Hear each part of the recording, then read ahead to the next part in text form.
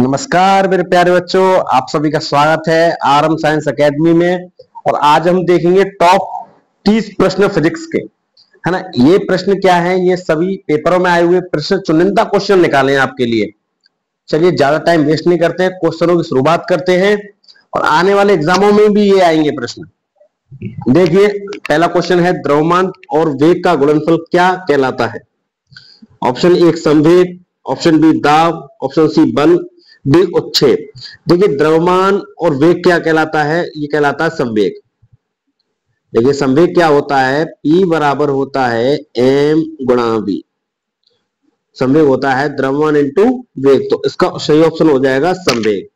दाब क्या होता है प्यारे साथियों, दाब होती है P बराबर F/A, मतलब बल बटा क्षेत्रफल। बल क्या होता है, F बराबर होता है m गुणा में A। सही ऑप्शन क्या हो जाएगा हमारा, संवेग। चलिए प्रश्न नंबर 2 देखते हैं, न्यूटन की गति का पहला नियम क्या है।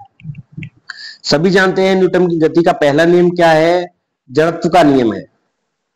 क्या कहलाता है जड़त्व का नियम, जब कोई वस्तु स्थिर है तो वह स्थिर ही रहेगी, अगर कोई वस्तु गतिमान है तो गतिमान ही रहेगी, जब तक उस पर कोई बाहरी बल हम नहीं लगाते हैं।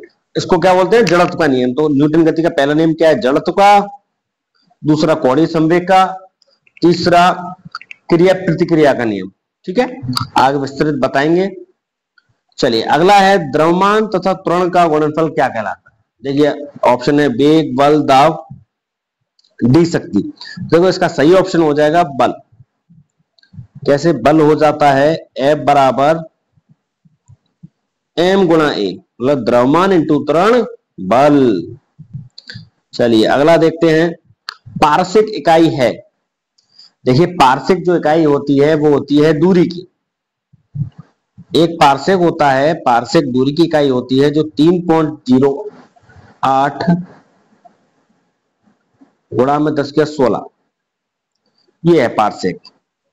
चलिए अगला देखते हैं, दाब का मात्रक क्या है। देखिए हम मात्रक कैसे निकालेंगे, तो हमें सबसे पहले दाब का फॉर्मूला आना चाहिए।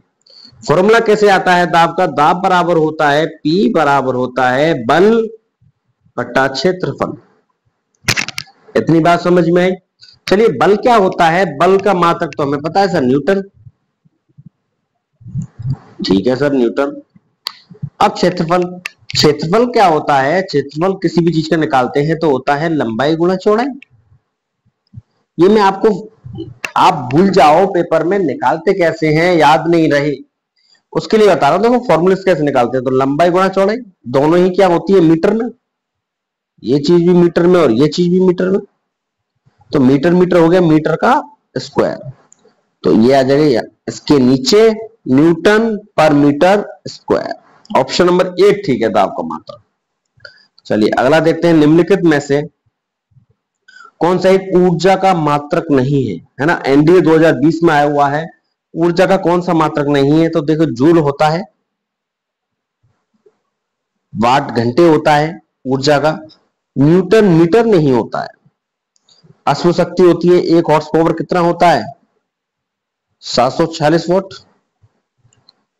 शक्ति का मात्रक है अश्व शक्ति का। तो इसका दोनों ही ऑप्शन करेक्ट हो जाएंगे, न्यूटन मीटर भी सही है इसका और अश्व शक्ति भी सही है। ठीक है, चलिए अगला देखते हैं, आवृत्ति को मापा जाता है। देखिए आवृत्ति किस में मापते हैं हम लोग, हर्ट्ज में मापते हैं। जैसे रेडियो तरंगों की आवृत्ति कितनी है, 40 हर्ट्ज है, 50 हर्ट्ज है, 60 हर्ट्ज है, HZ, है ना। ये तरंगे जो होते हैं ना, विद्युत चुंबकीय तरंगे, रेडियो तरंगे, अवरक्त तरंगे, दृश्य, परावैंगनी, इस प्रकार की जब सारी तरंगे जो होती हैं उनमें एक आवृत्ति होती है ना। उसको क्या मात्रक होता है उसका, हर्ट्ज में। आवृत्ति जो होती है वो समय काल की व्युत्पन्नपाती होती है। ठीक है, न्यू बराबर 1/T। चलिए अगला प्रश्न है, आपेक्षिक घनत्व का मात्रक क्या है। एसएससी 2017 में पूछा हुआ क्वेश्चन है, बहुत बेहतरीन क्वेश्चन है। Option A kilogram metre square, gram centimetre square, milligram, या कोई मात्रक नहीं। तो इसका सही ऑप्शन हो जाएगा कोई मात्रक नहीं। अब आप कहेंगे घनत्व का तो मात्रक होता है, हमने पढ़ा है घनत्व का मात्रक क्या है, द्रव्यमान अपॉन आयतन। तो इसका बन जाएगा किलोग्राम पर मीटर क्यूब। जो ऑप्शनों में दिया हुआ है, लेकिन ये पूछ रहा है हमसे आपेक्षिक घनत्व। देखो आपेक्षिक घनत्व क्या है? वस्तु का घनत्व बट्टे 4 डिग्री पे घनत्व, इसको बोलते हैं आपेक्षिक घनत्व। तो घनत्व से घनत्व कट जाता है, कोई मात्रक नहीं रहता है इसका। ठीक है, बात समझ में आ गई होगी। चलिए आगे बढ़ते हैं एंगस्ट्रॉम पे। एंगस्ट्रॉम इकाई है, बीपीएससी 2018 का क्वेश्चन है। एंगस्ट्रॉम बराबर क्या होता है? एंगस्ट्रॉम जो होती है वो तरंग दैर्ध्य की होती है, और हम लोग जानते हैं एक एंगस्ट्रॉम बराबर होता है 10⁻⁻10 मीटर के।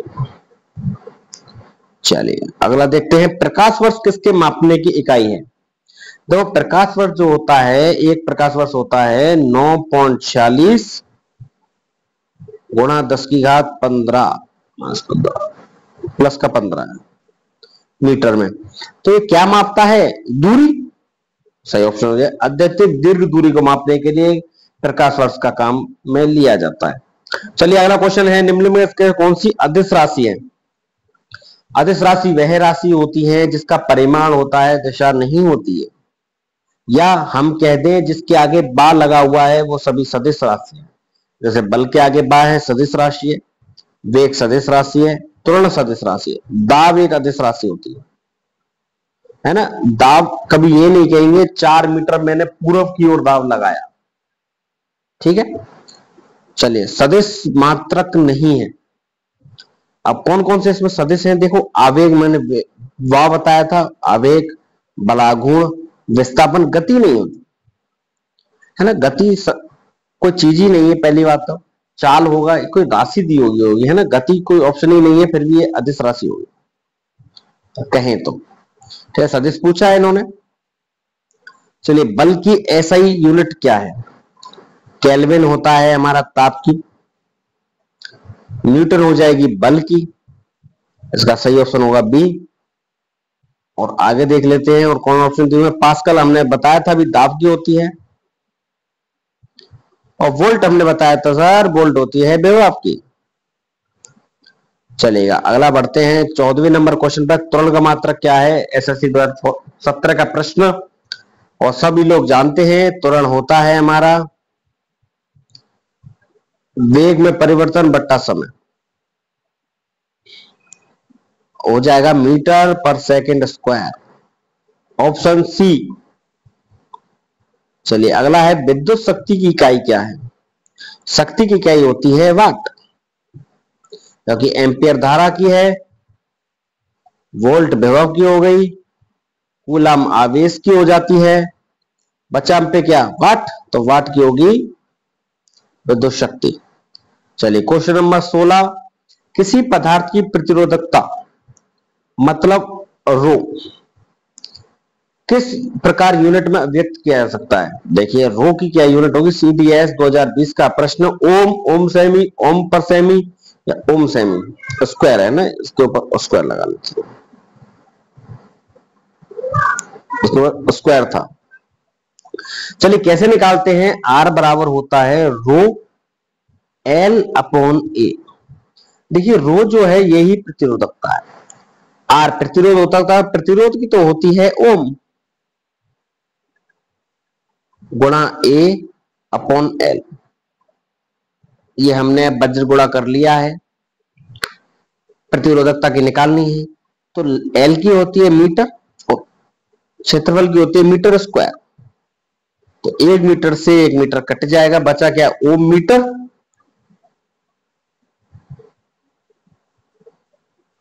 या ओम सेंटीमीटर। ऑप्शन के हिसाब से देख लीजिए, ओम मीटर भी कह सकते हैं, ओम सेंटीमीटर भी कह सकते हैं। तो ऑप्शन नंबर बी सही है।